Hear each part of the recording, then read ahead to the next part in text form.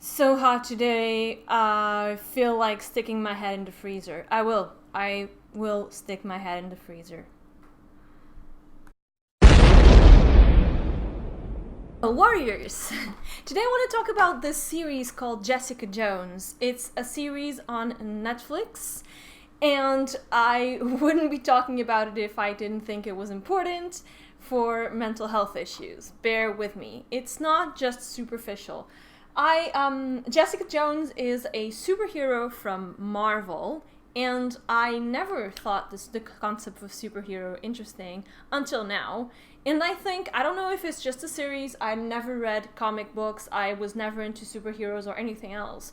But I don't know if it is just a series, but it really, really has, I would say, a metaphorical, psychological meaning. And it's really useful for people who suffer from PTSD, complex PTSD, which is normally what happens when you were abused as a child, like me, and other forms of mental illness, actually. So why does this hero thing help us? Well, let's start with the story. Jessica Jones is a girl whose parents have been killed in a traumatic car accident, that's for one. And then she was adopted by this evil, narcissistic, superficial, bit histrionic woman who had a daughter that she turned into a child movie star and music star, etc., which is a traditional thing that narcissistic mothers do. They live through their child.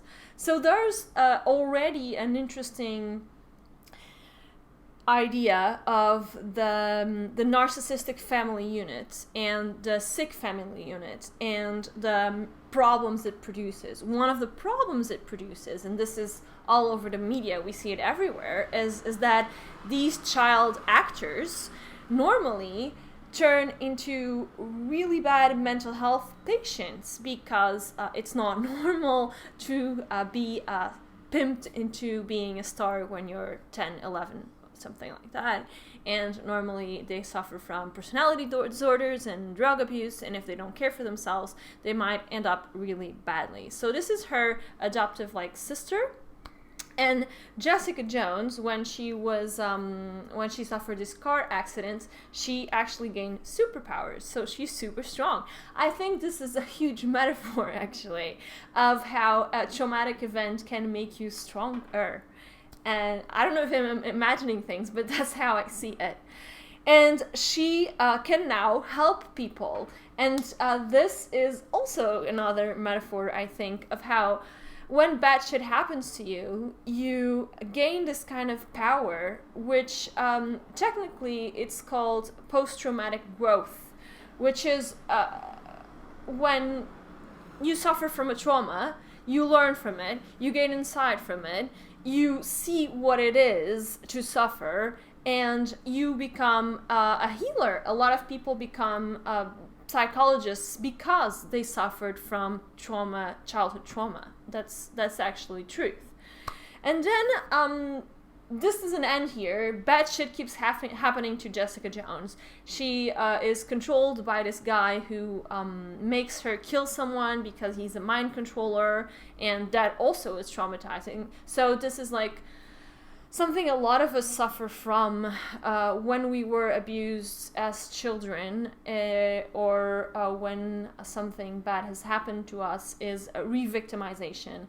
We trying to find people who are like our abusers, and we try to recreate the story over and over again, not consciously but subconsciously, because that's what we learned life was. It's called repetition compulsion, and it's really bad for you. So if you don't get into therapy, if you don't do the work, you'll keep going I don't know, abusing drugs is re-victimization because it is fucking you up like your abusers fucked you up. I've been through that when I was younger, but also being in abusive relationships is re-victimization, because you are reliving the same situation.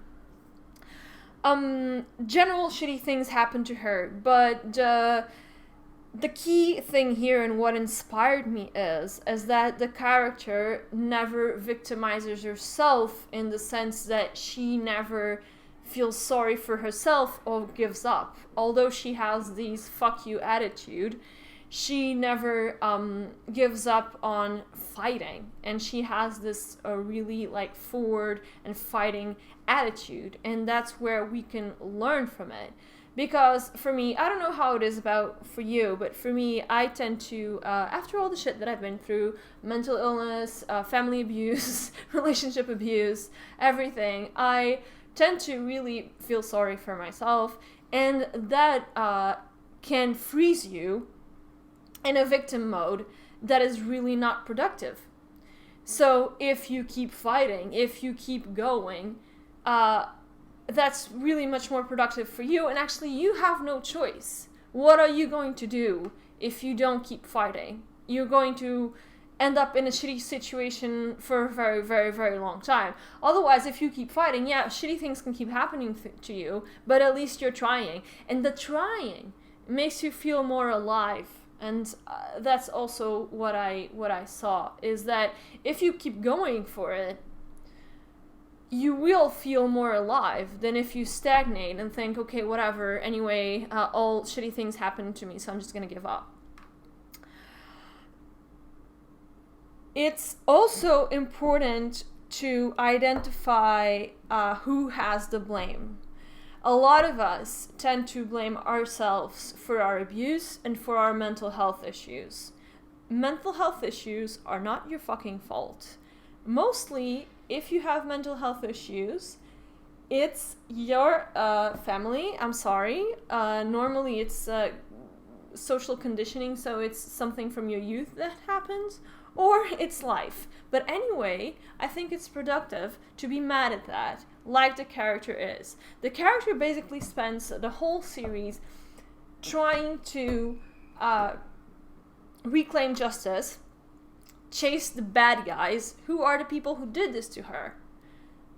I'm not saying you should take revenge on people. What I'm saying is, and what I want to learn from it, is that you should never blame yourself for your mental illness. And I am very, very guilty of that. I really sometimes blame myself, a lot of times, and I should stop that. And that's what this series told me. And yeah, it seems silly to just like inspire myself in a series. I do have to say, I do intelligent stuff, but this series is also important, and I thought it was important to refer. So what happened to you is not your fault if you were abused. If you were not abused anyway, if you still have mental health issues, that's really not your fault. So keep fighting. It's the best you can do. I think it's the only productive option. Help others. That's also what the superhero does, right? It helps others with a superpower. If you can. It's really, really useful. And it's the superpower that you have. Having these problems is shit, but you can turn it into something powerful, which is empathy. You know what other people have been through or are going through, and you have the power to help because you have knowledge and you have insight. Okay. Happy healings.